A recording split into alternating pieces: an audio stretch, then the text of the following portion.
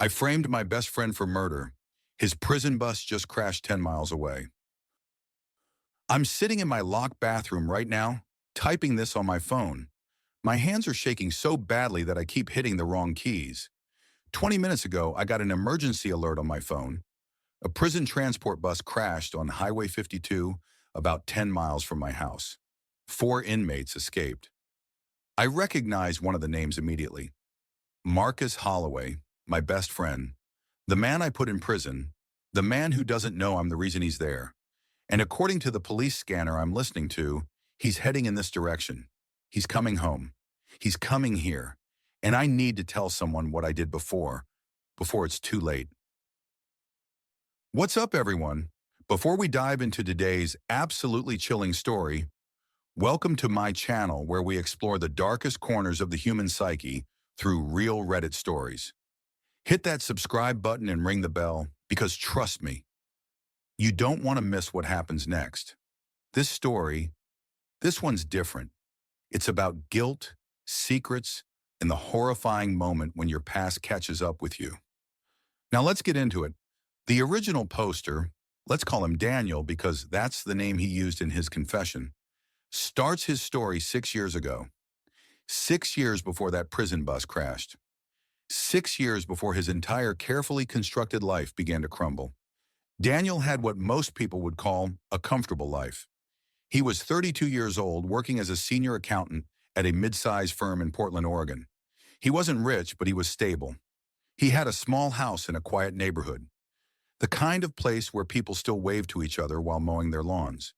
He had a girlfriend, Emma, who taught elementary school and had this habit of humming while she cooked. Always the same song, though she could never remember what it was called. And he had Marcus. Marcus Holloway had been Daniel's best friend since college. They'd met during freshman orientation, bonded over a shared love of terrible horror movies, and even worse, pizza. Marcus was everything Daniel wasn't. Outgoing, charismatic, the kind of guy who could walk into a room and make everyone feel like they'd been friends for years. He had this laugh, this big, booming laugh that made his whole body shake. He'd slap his knee when something was really funny, like some character from an old sitcom. Marcus wasn't perfect, though. He'd had his struggles. After college, he'd bounced between jobs: bartender, personal trainer, sales rep. Nothing ever quite stuck. He'd been married briefly in his late 20s, but his wife left him after 2 years. She said he was too much, too loud, too impulsive, too optimistic about schemes that never panned out. But Daniel saw something else in Marcus. He saw loyalty, brotherhood. Marcus would give you the shirt off his back, even if it was the only one he owned. Every Sunday for 12 years, they had the same ritual. They'd meet at Sal's, this dive bar on the east side that served wings so hot they came with a liability waiver. They'd watch whatever game was on, argue about who was the better quarterback, and decompress about their weeks. Marcus always ordered the same thing: a pitcher of whatever was on tap and extra ranch for the wings. He'd wipe the sauce on the same worn-out Portland Trail Blazers napkin he kept in his jacket pocket. He'd had that napkin since 2008, said it was lucky. Daniel writes in his post, "Looking back, I can pinpoint the exact moment everything changed. It was a Sunday, March 15, 6 years ago. I remember because it was the Ides of March, and Marcus made some dumb joke about Caesar when I walked in. He was already on his second beer. That should have been my first sign something was off. Marcus never started drinking before I got there. It was an unspoken rule. Marcus seemed different that night. His laugh was too loud, too forced. His eyes kept darting to his phone, which sat face down on the bar. He was tapping his fingers against his beer glass, a nervous habit Daniel had seen before, usually when Marcus was stressed about money or work. "You okay, man?" Daniel asked. Marcus looked up, and for just a second, Daniel saw something in his eyes. Fear? Guilt?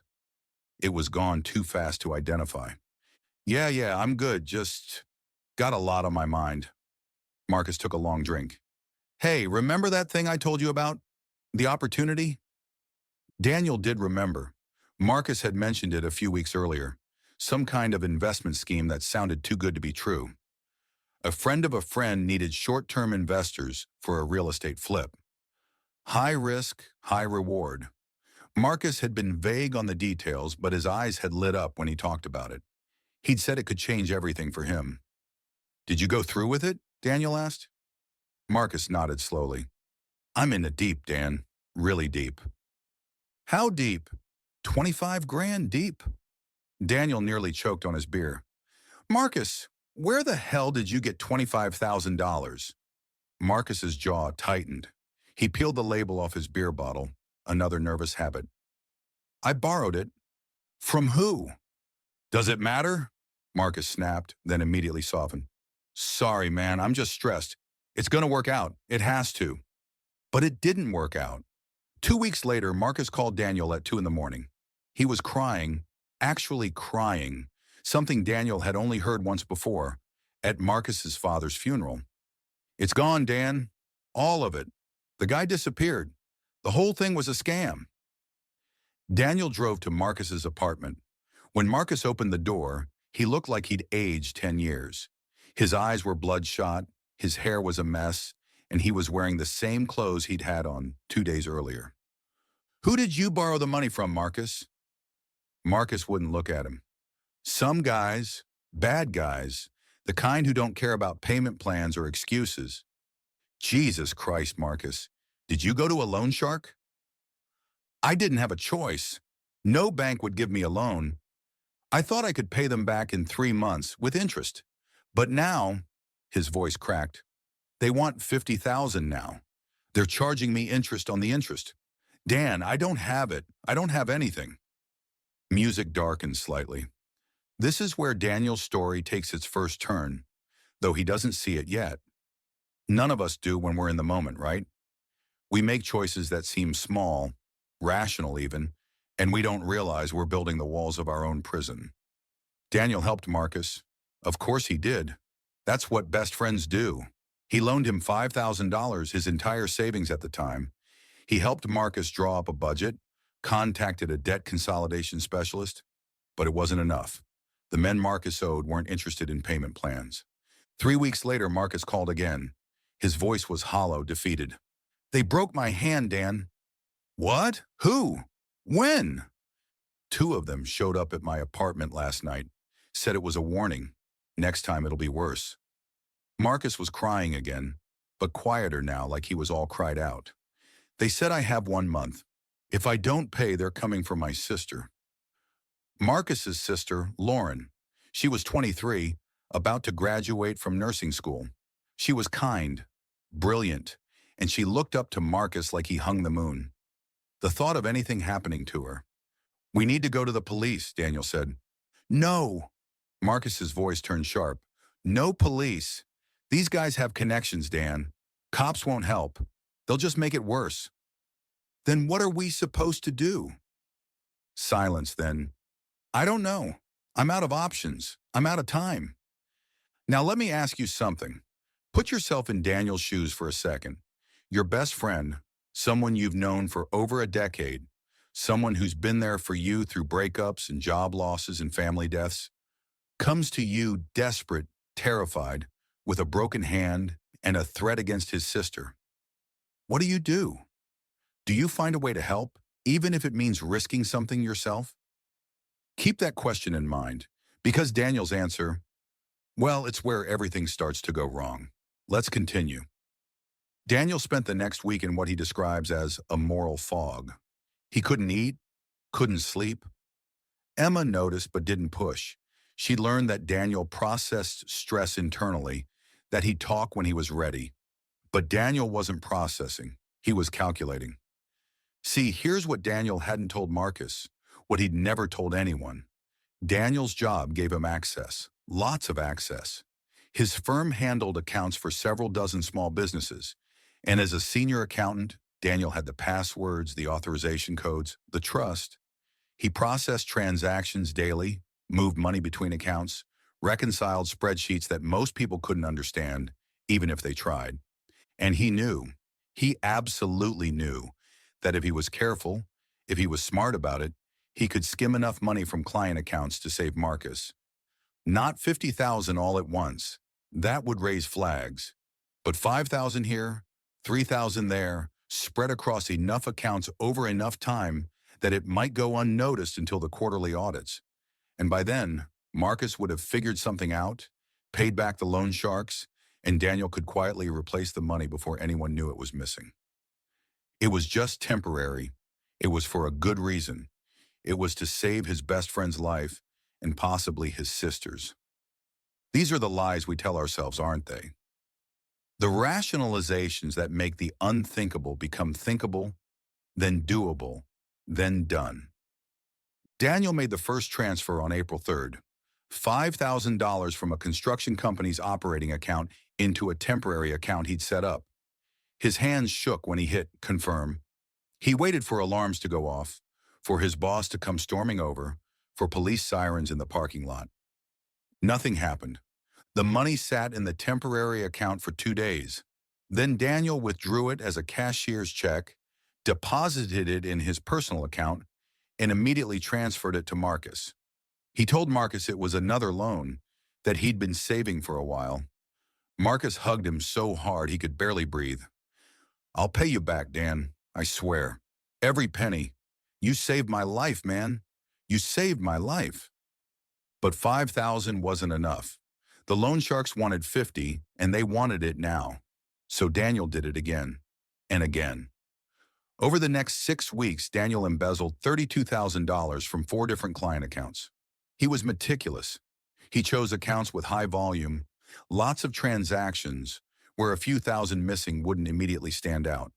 He varied the amounts, the timing. He created false invoices to explain the transfers if anyone asked. He became very good at lying.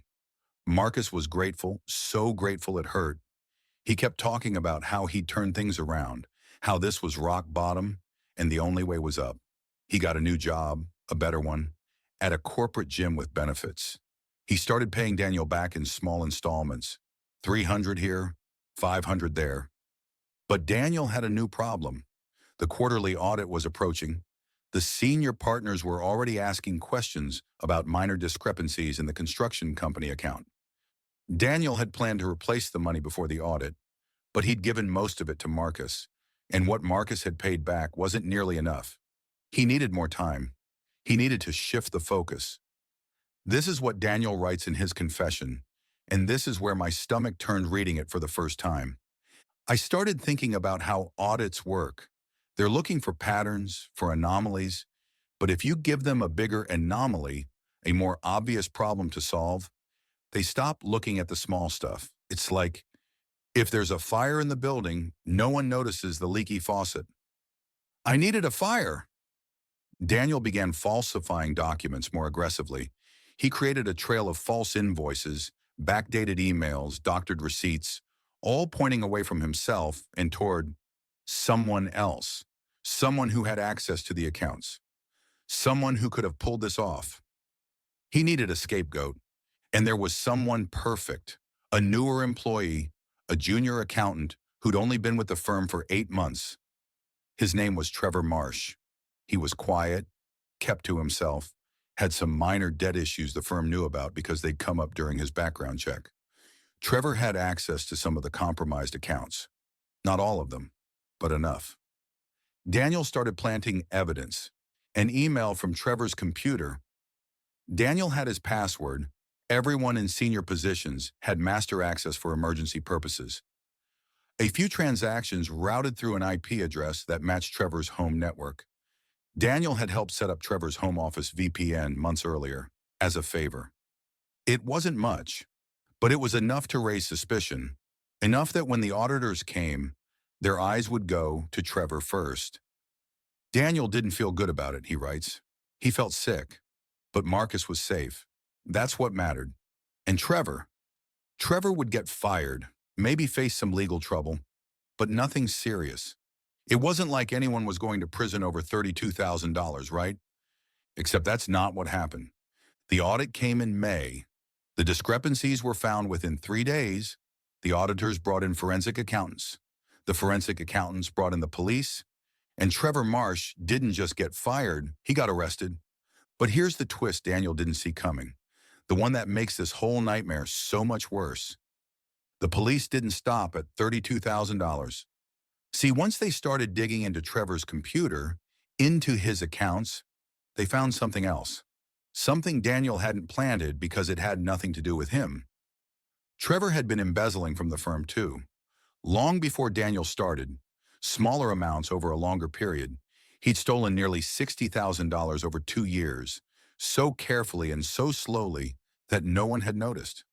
And when the police added Daniel's $32,000 to Trevor's $60,000, suddenly this wasn't a case of a desperate junior employee with debt problems. This looked like a systematic, premeditated scheme totaling nearly $100,000. Trevor was charged with multiple felonies: wire fraud, identity theft, embezzlement. The prosecutor was aggressive. He wanted to make an example, to show that white-collar crime had serious consequences. The evidence against Trevor was overwhelming. His own thefts plus everything Daniel had planted pointed to Trevor as the mastermind. Trevor swore he hadn't taken the $32,000, but he couldn't explain the emails, the IP addresses, the falsified documents. His public defender told him to take a plea deal. Trevor got 8 years, 8 years in prison for a crime Daniel had partially framed him for. Daniel writes, "I found out about the sentence from a news article. I sat in my car in the parking lot outside my office and threw up in a Starbucks cup. 8 years. I destroyed a man's life." Trevor wasn't some monster. He was desperate, like Marcus, like me. He'd made mistakes, yes, but I'd made him look so much worse. I'd made him look guilty of things he didn't do. And the worst part? I couldn't come forward. If I confessed, Marcus would find out where the money really came from. Marcus would realize I'd embezzled $32,000 to save him. I'd go to prison. My life would be over. So I stayed quiet. I watched Trevor get taken away in handcuffs, and I told myself I'd make it right somehow, that I'd pay back every penny, that I'd find a way to help Trevor when he got out. But I never did. And 6 years later, I'm still living with what I did. I need you to sit with that for a moment. Daniel embezzled money to save his best friend. In doing so, he framed an innocent man. Well, not innocent, but not guilty of what Daniel pinned on him. Trevor Marsh got 8 years. 8 years away from his family, his life, his freedom. Would you have kept digging at this point if you were Daniel? Could you have lived with that guilt? Or would it eat you alive? Because here's the thing. Daniel thought he'd gotten away with it. He thought he'd buried it deep enough that it would never surface. But guilt doesn't stay buried. It has a way of clawing back to the surface. Let's keep going. 6 years passed. 6 years of Daniel living a double life, though he would never have called it that. On the surface, everything was fine. Better than fine, actually. Daniel got promoted to finance manager. He and Emma got married 3 years after Trevor's trial. A small ceremony in the woods outside Portland, Emma's favorite place. They bought a bigger house, adopted a rescue dog named Biscuit who barked at his own shadow. Daniel kept meeting Marcus at Sal's most Sundays, kept watching games and eating wings and pretending everything was normal. But underneath, Daniel was rotting. He describes it like a low-grade infection you don't notice until it's spread everywhere. He'd wake up at 3 in the morning, heart pounding, convinced he'd heard police sirens outside. He'd check the firm's financial records obsessively, terrified that someone would find something he'd missed. Every time the phone rang at work, he'd freeze, convinced it was the police coming to finally arrest him. And Trevor Marsh became his ghost. Daniel looked him up constantly. He knew Trevor was at Coffee Creek Correctional Facility in Wilsonville, about 30 miles away. He knew Trevor's release date, November 2026, with good behavior, potentially cutting it to October. He knew Trevor's mother visited once a month, every month, a 4-hour drive each way, because she was the only family he had left. Daniel created a fake email account and anonymously donated money to Trevor's commissary account. Not much, $50 here and there, enough to buy toiletries and instant coffee, but not enough to raise questions. It was pathetic, he knew, a Band-Aid on a severed limb. But it was something. Emma noticed the change in him, of course. How could she not? Daniel became withdrawn, irritable. He stopped wanting to see friends. He'd zone out during conversations, staring at nothing. "What's wrong?" Emma asked one night after Daniel had been silent through an entire dinner.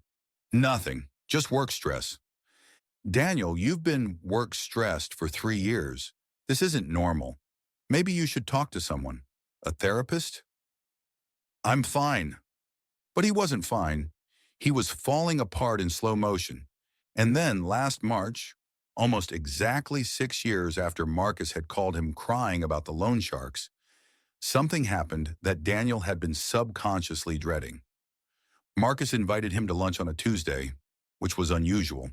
They met at a cafe downtown, one of those trendy places with exposed brick and overpriced salads. Marcus looked nervous. He ordered coffee but didn't drink it, just stirred it repeatedly, watching the cream swirl. "I need to tell you something," Marcus said finally. "I should have told you a long time ago, but I was ashamed and scared." Daniel's blood went cold. "What is it?" "Remember that money you loaned me 6 years ago for the loan sharks?" Daniel nodded, unable to speak. "I lied to you about why I needed it." The cafe seemed to tilt. "What do you mean?" Marcus took a deep breath. "There were no loan sharks, Dan. That was a lie." Daniel blinked. "What? But your hand. You said they broke your hand." "I broke it myself. I slammed it in my car door deliberately. I needed you to believe me. I needed you to give me the money."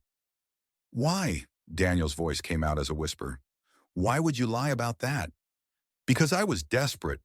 I was in deep with the investment scheme. That part was true. But the guy I owed wasn't some loan shark.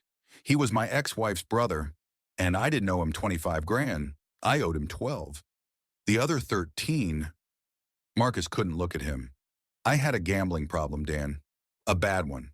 Sports betting mostly. I was down 15 grand across 3 different apps. I was getting texts from collection agencies. I was going to lose my car, my apartment. I saw an opportunity to ask you for help, so I made it sound worse than it was. Made up the loan sharks, the threats against Lauren. I knew you'd help if you thought she was in danger." Dramatic pause in music. Daniel sat frozen. His entire world was reframing itself. The sleepless nights, the embezzlement, the ruined life of Trevor Marsh, all based on a lie. "You lied," Daniel said slowly. "You manipulated me." "I know. I'm so sorry, Dan. I've been going to therapy, Gamblers Anonymous. I've been sober from betting for 4 years now. I wanted to tell you sooner, but I was ashamed, and I was scared you'd hate me. I need to go." "Dan, wait." But Daniel was already standing, walking out, leaving Marcus sitting there with his untouched coffee. He drove aimlessly for an hour, then pulled over at a rest stop and screamed into his steering wheel until his throat was raw.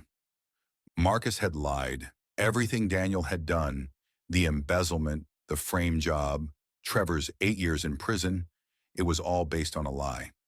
Marcus hadn't needed $50,000. He'd needed maybe 20, and he'd manipulated Daniel's kindness, their friendship, to get it. For weeks after that lunch, Daniel spiraled. He couldn't eat, couldn't sleep. He seriously considered confessing everything, just to end it. But confession meant prison, meant losing Emma, meant destroying the life he'd built. He cut off contact with Marcus, blocked his number, his email, his social media, told Emma they'd had a falling out and he didn't want to talk about it. And he tried to convince himself that this was it. This was the twist, the revelation. Marcus was the villain of his story. Daniel had been manipulated, used. Yes, he'd done terrible things, but he'd done them for what he thought were noble reasons. That counted for something, right? I know what you're thinking. You're thinking, okay, so Marcus lied. That's awful, but it doesn't change what Daniel did. It doesn't erase Trevor's 8 years in prison. And you're right. But here's where it gets complicated, because Daniel convinced himself, truly convinced himself, that Marcus was the real villain here, that he, Daniel, was the victim of manipulation. It's wild what the human mind will do to protect itself from guilt, isn't it? We'll reframe entire narratives, turn ourselves into tragic heroes betrayed by those we loved, anything to avoid looking in the mirror and seeing who we really are. But something felt off to me reading this, and it should have felt off to Daniel too, because Marcus's lie was terrible, yes, but it doesn't explain everything. It doesn't explain the choice Daniel made after he found out. Hold that thought. Which brings us to 3 weeks ago, 3 weeks before that prison bus crashed. Daniel was at home on a Saturday night. Emma was at a bachelorette party for her college roommate. Daniel was alone with Biscuit halfway through a mediocre action movie when his doorbell rang at 9:47 p.m. He wasn't expecting anyone. He looked through the peephole and saw a woman he didn't recognize. Mid-50s, tired eyes, wearing a faded denim jacket. Something about her was familiar, but he couldn't place it. He opened the door with the chain still on.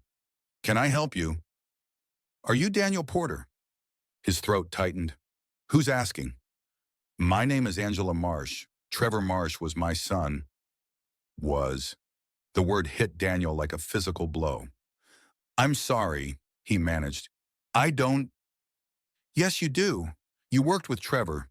You were there when he was arrested." Angela's voice was flat, exhausted. "He died 4 days ago. There was a fight in the prison yard. Someone stabbed him 17 times over a dispute about a coffee pot. 17 times. My son died over a coffee pot." Daniel couldn't breathe. "I'm so sorry. I found something going through his things. The prison sent me his belongings. There wasn't much. A few letters, some drawings, and a journal." Angela pulled a worn spiral notebook from her bag. "Trevor wrote in it every day for 8 years, and in it, he talks about you." "Me? He knew what you did." The world stopped. "What?" Angela opened the notebook to a dog-eared page. He figured it out about 3 years into his sentence. He had a lot of time to think, to replay everything. He realized the emails were too clean, too obvious. He knew someone had accessed his computer remotely, but he couldn't prove it. And then he started thinking about who had the access, the knowledge, the motive. She looked up at Daniel. "He wrote your name in here 46 times. He knew you framed him." Daniel felt like he was going to pass out. Why didn't he say anything? Why didn't he tell someone? He tried, he filed appeals, but he'd already confessed to his thefts as part of his plea deal. No lawyer would touch his case. And what could he say? "I did steal $60,000, but I didn't steal the other $32,000. Who would believe him? Angela's voice cracked. "So he sat in prison for 8 years knowing you were out here living your life, and he couldn't do anything about it." "I didn't mean for him to—" "He wrote something on the last page, right before he died. Would you like to hear it?" Daniel couldn't speak, couldn't move. Angela read aloud, her voice shaking. "I forgive Daniel Porter, not because he deserves it, but because hating him is the last chain I'm wearing, and I want to be free. I hope he finds peace somehow. I hope he tells the truth. Not for me, I'll be gone soon, I can feel it, but for himself, because living with that kind of guilt will destroy him slower than any prison ever could." Angela closed the notebook. "My son forgave you. I don't know if I can, but I'm not here for revenge. I'm here because Trevor wanted me to give you this." She handed him the notebook. "He wanted you to know that he knew, and that he forgave you anyway." She turned to leave, then paused. "I Googled you before I came here. You have a nice life. A wife, a house, a dog. Trevor had that once too, before you took it from him." She walked away, disappearing into the darkness beyond Daniel's porch light. Daniel stood in his doorway, holding Trevor Marsh's prison journal, and for the first time in 6 years, he cried, really cried. Not the panicked, selfish tears of fear, but the deep, wrenching sobs of genuine remorse. He read the journal that night. All of it. 8 years of entries. Trevor wrote about his mom's visits, about learning to paint in a prison art class, about the crushing loneliness. He wrote about his regret for his own thefts, about how he wished he'd made better choices, and he wrote about Daniel, not with anger, not even with bitterness, with something worse, understanding. Daniel Porter must have been desperate, one entry read. I've thought about this a lot. You don't frame someone unless you're backed into a corner. I wonder what corner he was in. I wonder if he thinks about me. I hope not. I hope he's happy. One of us should be. And that's when Daniel finally understood the real truth, the one he'd been running from for 6 years. Marcus's lie hadn't made Daniel embezzle money. Marcus's lie hadn't made Daniel frame Trevor. Those were choices Daniel made, based on cowardice and expediency. Marcus had given him a reason, sure, but Daniel had given himself permission. He'd turned Marcus into the villain of his story to avoid seeing that he, Daniel, was the villain of Trevor's story. And now Trevor was dead. Dead at 51 years old, stabbed 17 times over a coffee pot, after spending 8 years in prison for a crime he was only partially guilty of. There's no coming back from that. No redemption arc. No way to make it right. Daniel writes in his confession, I finally understand now what Trevor understood in prison. This isn't about Marcus. It never was. It's about me. I'm the one who chose to steal. I'm the one who chose to frame an innocent man rather than face consequences. I'm the one who stayed silent while he rotted in prison, even after I knew Marcus had lied to me. Every step of the way, I chose the coward's path. I chose myself over everything else. And now Trevor is dead, and I killed him just as surely as if I'd held the knife. I decided 3 days ago that I was going to confess. I was going to go to the police, tell them everything, face whatever consequences came. I owed Trevor that much. I owed myself that much. And then tonight, the prison bus crashed. Remember that cold open? The emergency alert. The prison bus crash. Marcus Holloway, escaped inmate, heading toward Daniel's neighborhood. But here's the part Daniel didn't mention at the beginning. The part that reframes everything one final time. Marcus isn't in prison because of the embezzlement. Marcus is in prison because 4 years ago, after Daniel cut off contact with him, Marcus spiraled. His gambling addiction came back. He lost his job, his apartment, his sister's trust. And in a moment of desperate, drunken stupidity, Marcus tried to rob a convenience store with an unloaded gun. No one was hurt. The cashier was traumatized but physically fine. Marcus was arrested immediately, charged with armed robbery, and sentenced to 6 years. Daniel found out about it from a mutual friend. He felt nothing. After learning about Marcus's original lie, Daniel couldn't muster any sympathy. Marcus had made his choices. Let him live with the consequences. But now Marcus was out. And according to the police scanner Daniel had been monitoring for the last 45 minutes, Marcus had been spotted 6 miles from Daniel's house, moving steadily in this direction. The police were setting up roadblocks. A helicopter circled overhead, its searchlight cutting through the night. Daniel's neighbors had been evacuated to the community center 2 blocks over, but Daniel had refused to leave. Emma was still at the bachelorette party, thank God. She was safe. She didn't need to be here for this.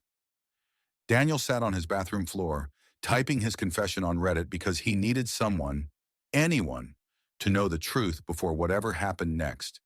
And then he heard it, the creak of his back deck. Someone was outside. Daniel's hands shook so badly he almost dropped his phone. He finished typing. If anyone finds this, please make sure Angela Marsh knows I'm sorry. Please make sure Emma knows I loved her. Please make sure someone tells the truth about what I did. He posted it. Then he slowly opened the bathroom door and walked downstairs. The back door was open. He knew he'd locked it, but it was open now, swinging gently in the breeze. Marcus? His voice came out as a whisper. Movement in the kitchen, a shadow, and then Marcus stepped into the light.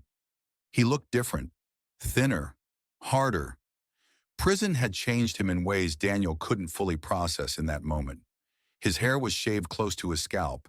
His eyes were different too, older, colder, marked by things Daniel couldn't imagine. Hey, Dan! Marcus's voice was hoarse. Marcus, the police are looking for you. They're everywhere. I know, I don't have much time. Marcus stepped closer. Daniel noticed he was limping, blood on his shirt, probably from the crash. Why did you come here? I needed to tell you something in person. Marcus's eyes were locked on Daniel's.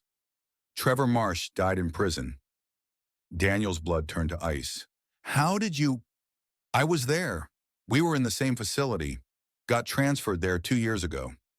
Marcus's jaw tightened. I knew who he was. I'd heard about his case, about the firm you both worked at. I put it together.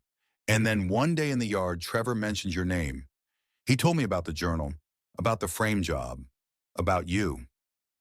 Marcus, let me finish. When Trevor told me what you'd done, I was furious. My best friend was a criminal, a manipulator, a guy who destroyed an innocent man's life. I wanted to hate you. But then Trevor told me about his journal entries, about how he'd forgiven you. And I asked him why. Why would you forgive someone who took everything from you? Marcus's voice broke. And Trevor said, because he did it for someone he loved. He did it to save his friend.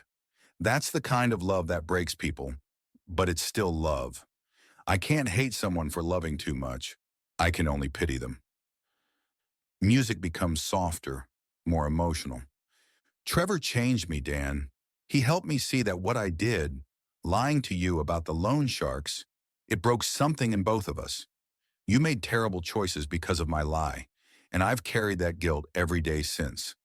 When Trevor died, I felt like I'd lost the only person who understood what we'd all done to each other. Why are you telling me this? Because I'm not here for revenge. I'm here to tell you it's over. I'm turning myself in. I broke out because I needed to see you first, to tell you that I'm sorry, for lying, for manipulating you, for starting this whole nightmare, and to tell you that Trevor forgave you, and so do I. Daniel couldn't hold it in anymore. He collapsed, sobbing, and Marcus caught him, held him up, this man he'd betrayed and abandoned and secretly resented. I killed him, Marcus. I killed Trevor. No, we all killed him. Me with my lies. You with your choices. The system that failed him. We're all guilty, and we all have to live with it. 20 minutes later, police surrounded the house. Marcus went quietly, hands raised, explaining that Daniel was a victim, that he just needed to talk to an old friend. Daniel told the police nothing about the confession, nothing about the embezzlement or the frame job. He went to the station, gave a statement about Marcus breaking in, a lie, and went home. Emma came home an hour later, tipsy and laughing about the bachelorette party, and Daniel held her so tightly she asked if he was okay. I'm okay, he lied. Daniel's post ends there, but there's an update from 3 days later. I haven't confessed yet. I know I should. I know Trevor deserves that. But I'm weak. I'm a coward. I tell myself every day that tomorrow I'll go to the police, and every day I find a new excuse not to. Emma would leave me. My career would be over. I'd go to prison. These are all true things, and they're all selfish reasons. Marcus is back in prison now. They added 2 years to his sentence for the escape. He didn't tell them anything about me. He could have. He could have told them everything and cut a deal for himself. But he didn't. Even now, after everything, he's protecting me. I don't deserve it. I don't know if I'll ever confess. I don't know if I'm strong enough. But I needed to tell someone the truth, even if it's just strangers on the internet who I'll never meet. I killed Trevor Marsh, not with a knife, not with my hands, but with my choices, with my cowardice, with my desperate, selfish need to save someone I loved without counting the cost. And I'll carry that for the rest of my life. So there it is, the story of Daniel Porter, Marcus Holloway, and Trevor Marsh. 3 lives destroyed by a chain of lies and choices, each one thinking they were doing the right thing, or at least the necessary thing, until the weight of their decisions crushed them all. I think about this story a lot. I think about how Daniel started with a good intention, saving his friend, and ended up destroying an innocent man. I think about how Marcus's lie set everything in motion, but how Daniel's choices amplified it beyond recognition. I think about Trevor, forgiving the man who ruined his life, finding peace in a place where peace shouldn't exist. And I think about the question that haunts me most. If you were Daniel, reading this right now, would you confess? Would you give up everything, your freedom, your marriage, your life, to tell the truth about something that happened 6 years ago that can never be undone? Trevor is dead. Marcus is back in prison. The firm has moved on. Confessing won't bring Trevor back. It won't erase the pain. It will only create more suffering. But is living with that guilt any better? Is a life built on lies and silence worth living at all? I don't have an answer. I don't think there is one. But I want to hear from you. Have you ever had a moment where a choice, something that seemed small at the time, spiraled into something you couldn't control? Have you ever had to live with guilt that had no resolution, no way to make it right? And here's the big one. Do you think Daniel should confess? Let me know in the comments. Let's talk about it. Because stories like this, they're not really about Reddit posts or prison buses or embezzlement schemes. They're about the terrifying fragility of moral certainty. They're about how quickly we can become the villain in someone else's story without even realizing it. This story makes me wonder, how well do we really know the patterns of our own lives? How many small choices are we making right now that we'll look back on with horror or regret? How many Trevor Marshes are out there, suffering consequences for our desperate attempts to save the people we love? I don't know, but I think about it. And after hearing this story, I hope you will too. If you made it this far, thank you for listening. If this story affected you, hit that like button, subscribe if you haven't already, and share this video with someone who appreciates deep psychological storytelling. I'll see you in the next one. Until then, take care of yourselves, and maybe think twice before making a choice that seems necessary in the moment, because the moment ends. But the consequences, those last forever.